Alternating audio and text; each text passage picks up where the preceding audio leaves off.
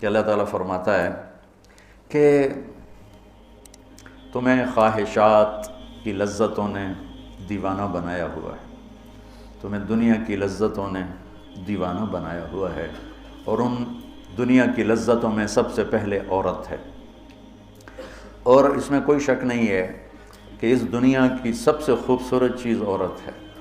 اور ایک آپ کو اپنا تجزیہ بتاؤں کہ دنیا پھری اور پھر کبھی جنگل، کبھی عرش، کبھی فرش، میں جو شعر پڑھا کرتا ہوں، کبھی عرش پر، کبھی فرش پر، کبھی ان کے در، کبھی در بدر، کبھی عاشقی تیرا شکریہ میں کہاں کہاں سے گزر گیا۔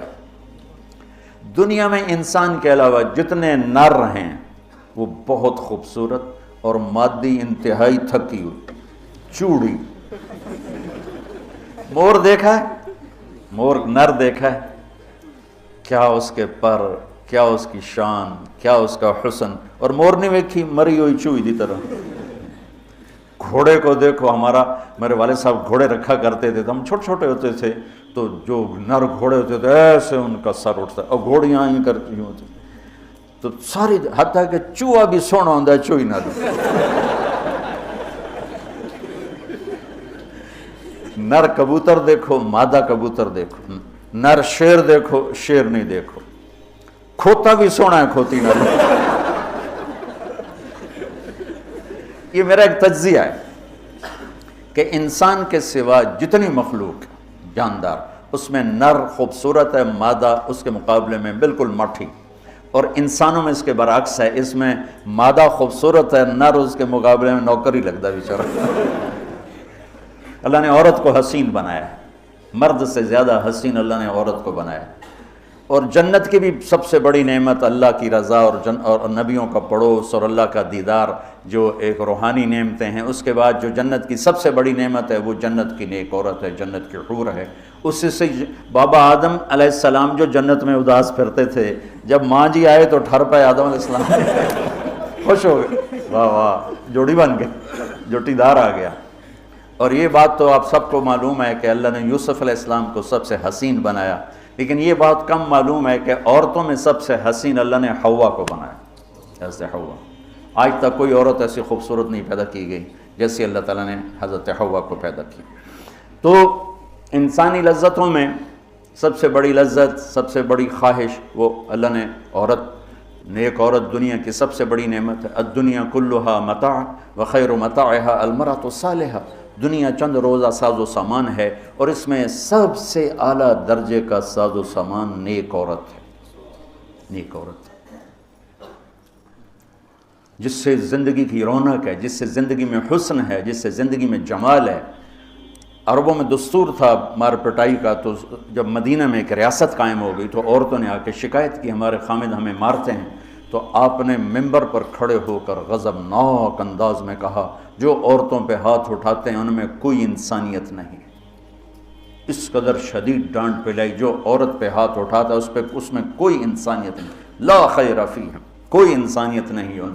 اور آپ نے فرمایا کہ خیرکم خیرکم لأہلہ، سب سے اعلیٰ درجے کا مسلمان وہ ہے جو بیوی کے ساتھ اچھا سلوک کرتا ہو۔ اور پھر فرمایا، اور میں اپنی بیوی کے ساتھ تم سب میں سب سے زیادہ اچھا سلوک کرتا ہوں۔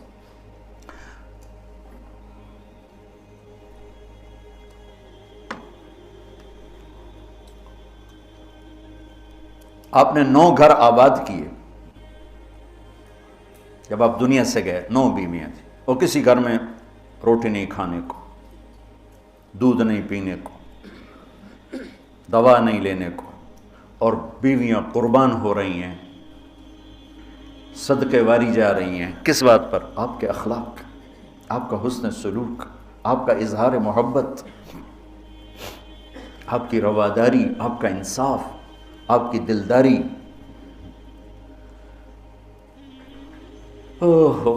تو اللہ تعالیٰ کہہ رہا ہے تمہیں بڑی اچھی لگتی ہیں عورتیں، پھر آگے نمبر 2 اولاد، پھر سونے چاندی کے ڈھیر، پھر بڑے خوبصورت گھوڑے، پھر جانور، پھر کھیتیاں۔ پھر اللہ کہتا ہے یہ تو دنیا کا تھوڑا سا ساز و سامان ہے، اللہ کے پاس بہت خوبصورت ٹھکانہ ہے۔ پہلے دنیا کو بتایا، ابھی ہم بیٹھے تھے، تمہارے استاد کہنے لگے ذہب سونے کو کہتے ہیں، اور ذہب ہے چلے جانا، یعنی یہ وہ چیز ہے جو چلی جاتی ہے، اور فضہ بھی ہے، انفضہ سے ہے بھاگ جانا، بھگدڑ مچ جانا۔ تو سونے چاندی کے اندر ہی بھاگ جانے کا مطلب پڑا ہوا ہے، تو کون کس کے ساتھ یہ وفا کرے گا؟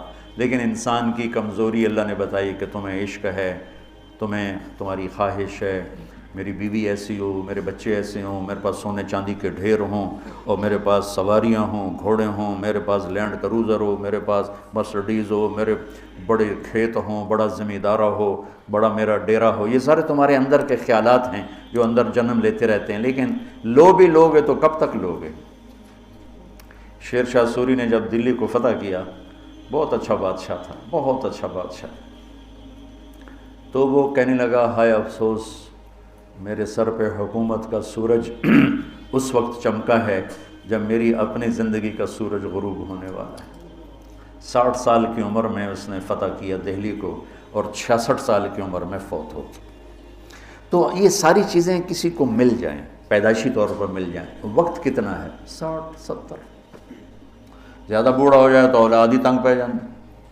مولانا صاحب دعا کرو ابا جی نو خیر ہو جاوے، یعنی ہم ٹر جاوے، ماں جی تے رحمت ہو جاوے۔ لیکن اب اولاد سے خود سنا ہے کہ دعا کرو ماں جی سوکھے ہو جاؤں، مطلب مر کے مگرو لے جاوے۔ اولاد موت کی دعائیں مانگتی، تو اب اللہ اس کے تقابل میں لاتا ہے، قل اُنَبِّئُكُم بِخَيْرٍ مِّن ذَلِكُم۔ انبئ کا مطلب ہوتا ہے بار بار بتانا۔ لگا کہ جو تمہیں نظر آ رہا ہے اس سے تو تم اثر لے رہے ہو، میں تمہیں بار بار بتاؤں گا، پوری جنت کو قرآن میں پھیرا دوں گا، کبھی یہاں کبھی وہاں، کبھی یوں کبھی یوں، کبھی نہر، کبھی باغ، کبھی حور، کبھی سونا، کبھی چاندی، کبھی لباس، کبھی کھانے، کبھی اپنی رضا، کبھی زندگی کا ابدی سرمدی ہونا۔ انبئ، بار بار تمہیں میں جنت بتاؤں گا۔ اللہ کے فضل سے بر صغیر میں جنت سب سے پہلے اللہ نے میری زبان سے کہلوا، ورنہ کسی بڑے سے بڑے علامہ خطیب نے جنت کو نہیں کھولا تھا۔ سب سے پہلے جنت اللہ نے میرے ذریعے سے چلوائی، اور وہ بھی ایک عجب میرے رب کا نظام تھا۔ ہم نے بھی پڑھی تو نہیں تھی، نہیں ہمیں پڑھائی گئی تھی۔ جنت کے ابواب چلوائی، تیز گام چل رہی تھی، نہ پڑھنے والے کو پتہ، نہ پڑھانے والے کو پتہ۔ تو میں سال لگا رہا تھا، 80 81 میں نے سال لگایا جماعتوں میں۔ تو فروری کا مہینہ تھا اور ہماری گجراں والے تشکیل تھی، اور کویت کا ایک عرب میرے ساتھ تھا، اکرم اس کا نام تھا، اصل کہیں وہ ترکی تھا لیکن نسلوں سے آباد تھا۔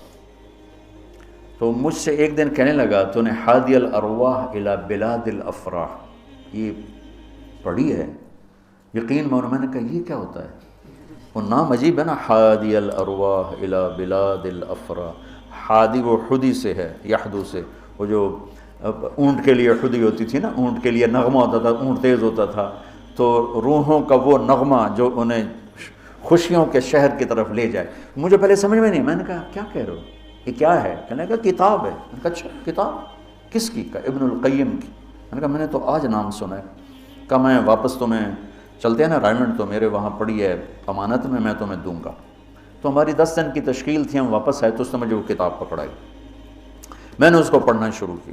سب سے پہلے میرے رونگٹے کھڑے ہوئے کہ یا اللہ اتنا بڑا تیرا مہمان خانہ، اور ہمیں سوائے لفظ جنت کے علاوہ معلوم ہی نہیں کہ وہ کیا دولت ہے، کیا خزانہ ہے۔ تو کس طرح ہم دنیا سے بے رغبت ہوں گے، کیسے غلط عورتوں کے پھندوں سے بچیں گے، کیسے دنیا کی چمک دمک سے ہم بچیں گے جب تک ہمارے سامنے جنت کی رونق نہ ہو۔ جنت، ایک نوجوان کہنے لگا اللہ حوروں کا لالچ کیوں دیتا ہے؟ میں نے کہا زنا کو روکنے کے لیے، کہ لوگ شادی کر کے بھی زنا نہیں چھوڑتے ہیں۔ تو اللہ تعالیٰ نے کہا پاک دامن ہو جا، میں نے تیرے لیے جنت کی خوبصورت لڑکیاں تیار کر کے رکھی ہیں، وَزَوَّجْنَاهُمْ بِحُورٍ عِينٍ، اور ہم خود تمہارا نکاح کریں گے جنت کے حوروں کے ساتھ۔ اللہ نکاح پڑھے گا، سبحان اللہ۔ تو میں سال میں تو چل ہی رہا تھا، اور میرے اس وقت ہوئے تھے ستمبر، اکتوبر، نومبر، دسمبر، جنوری، 5 مہینے گزرے تھے، اور باقی 7 مہینے پڑے تھے۔ سب سے پہلے سال میں نے لگایا تبلیغ میں، پہلے 7 چلے ہوتے تھے۔ میں نے جنت کو شروع کیا، پڑھتا اور بولتا، جماعتوں میں تو پھر رہے تھے، ادھر پڑھنا ادھر بولنا، ادھر پڑھنا ادھر، وہ سورا ایک دم میری ہوا جو شہرت کی ایسے ہوا کی طرح میرا نام پھیل گیا کہ کبھی کسی نے جنت سنی نہیں تھی. وہ کہا ہم نے تو 70 سال عمر ہے، کوئی کہ 80 سال عمر ہے، کوئی کہ میری 50 سال عمر ہے، میری 60 سال عمر ہے، میں نے زندگی میں کبھی جنت کو نہیں سنا، میں نے پہلی دفعہ آپ سے جنت کو سنا. تو وہ جو میں پہلے مشہور ہوا لوگوں میں، وہ جنت کی وجہ سے کہ جنت کو میں نے بیان کرنا شروع کیا. سارا 1000 آیات ہیں جنت اور جہنم پر، اور کوئی بیان ہی نہیں کرتا. کون مرنا چاہتا ہے؟ کون غربت چاہتا ہے؟ کون بیماریاں چاہتا ہے؟ کون دکھ چاہتا ہے؟ ہر ایک چاہتا ہے کہ ایک آئیڈیل لائف ہو، آئیڈیل گھر ہو، ایک خوبصورت زندگی ہو. تو اللہ نے کہا میں نے چھپا کے رکھی ہے، اب تھوڑے دن میری مان لو، پھر تم آ جاؤ، پھر دیکھو میں تمہیں کیسے دیتا ہوں. تو قل انبئکم بخیر من ذالکم، میں تمہیں یہ یہاں کی عورت، یہاں کی اولاد، یہاں کا سونا چاندی، یہاں کے گھوڑے، یہاں کی سواریاں، یہاں کی لینڈ کروزریں، یہاں کے جانور، یہاں کی زمینیں جائیدادیں تو تم دیکھ رہے ہو، تمہیں ایک اور جہان بتاؤں؟ ایک اور جہان بتاؤں؟ یا اللہ کون سا ہے؟ قل الذین اتقوا، وہ سب کے لیے نہیں ہے، وہ ان کے لیے ہے جو میرے یار بنیں گے، جو مجھ سے دوستی لگائیں گے. سب کے لیے نہیں ہے، یہ وہ ہیں جو میرے یار بنیں گے. للذین اتقوا، یہ ہمارے دیہاتی کہتے ہیں اللہ آپ پہ بشکے سے. اور یہ زیادہ پڑھے لکھے لوگ کہتے ہیں یہ ایم ہی ہمیں ڈرائی رکھتے ہیں، کچھ بھی نہیں ہے. تو ایسی بات نہیں ہے. اللہ تعالیٰ نے حسین اور یزید میں فرق کرنا ہے. رات کو شراب پینے والا اور رات کو نماز پڑھنے والا برابر ہو جائے گا. میرے نبی کے نواسے نے جان کیوں دے دی، نسل کیوں ذبح کروا دی؟ اگر یہی فیصلہ ہونا ہے کہ رات کو ناچنے والی، رات کو رونے والی برابر ہو جائیں، رات کو پوڑی بیچنے والا، شراب بیچنے والا، اور صبح سے شام تک حلال کمانے والا، تھک کے گھر جانے والا، اللہ ان کو برابر کر دے گا. سچ بولنے والا، جھوٹ بولنے والا برابر ہو جائیں گے. نماز پڑھنے والا، نہ پڑھنے والا برابر ہو جائیں گے. سود کھانے والا، حلال کھانے والا برابر ہو جائیں گے. تو پھر کربلاؤں کا مقصد کیا ہے؟ پھر تو ساری کربلاؤں کی تاریخ ختم ہو جاتی، ختم ہو جاتی، انسانیت نام کی کوئی شے نہیں رہ جاتی. تو میرے رب نے وَامْتَازُوا الْيَوْمَ أَيُّهَا الْمُجْرِمُونَ کا اعلان کیا ہے. ام نجعل الْمُتَّقِينَ كَالْفُجَّارِ أَفَنَجْعَلُ الْمُسْلِمِينَ كَالْمُجْرِمِينَ مَا لَكُمْ كَيْفَ تَحْكُمُونَ. تو قرآن بتا رہا ہوں، سورہ کیا نون القلم، کہ تمہارا دماغ خراب ہو گیا ہے کہ میں فرما بردار اور نافرمان کو ایک جیسا ڈیل کروں گا. تمہارا دماغ خراب ہو گیا. ایک آدمی رات کو زنا کر رہا ہے، ایک مسلح پہ بیٹھا رو رہا ہے، ان دونوں کو اللہ برابر کر دے گا. تو للذین اتقوا، ہم نے ایک بڑا اسپیشل پروگرام، پیکج، لیکن ہے تقوی والوں کے لیے. اچھا تقوی والا بننا کوئی مشکل کام ہے؟ یہ کوئی ایسی آسمانی چیز ہے، آفاقی چیز ہے؟ قرآن کا پہلا صفحہ دیکھو، کتنا آسان کام ہے تقوی والا بننا. ہدی للمتقین، یہ ہدایت ہے تقوی والوں کے لیے. کون ہوتے ہیں؟ الذین یؤمنون بالغیب، جو غیب پہ ایمان لاتے ہیں. تو ہم سب غیب پہ ایمان لائے ہوئے ہیں نا. ویقیمون الصلاۃ، اور نماز پڑھتے ہیں. تو ہم نماز پڑھتے ہیں نا. ومما رزقناہم ینفقون، جو ہم نے دیا ہے اس میں سے خرچ کرتے ہیں.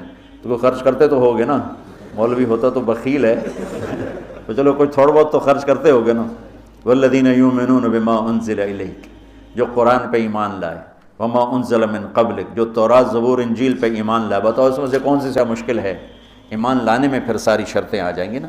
یہ کہا جا سکتا ہے یہ کیسا تقوی ہے، روزے کا ذکر ہی نہیں، زکوٰۃ کا ذکر ہی نہیں، حج کا ذکر ہی نہیں. تو والذین یؤمنون بما انزل الیک، جو قرآن پہ ایمان لائے تو زکوٰۃ بھی دینی پڑے گی، حج بھی کرنا پڑے گا، سچ بھی بولنا پڑے گا، جھوٹ بھی چھوڑنا ہوگا، حرام بھی چھوڑنا ہوگا. وہ تو سارا اس میں آ گیا. تو للذین اتقوا، تقوی والا کوئی آفاقی ہو تسی تو جو بڑے تقوی والے ہو. ارے بھائی ہر مسلمان بڑی آسانی سے تقوی والا بن سکتا ہے. چند تو چیزیں ہیں، کر لو تو تقوی آ جائے گا. چلو ٹائم ختم ہو گیا. پھر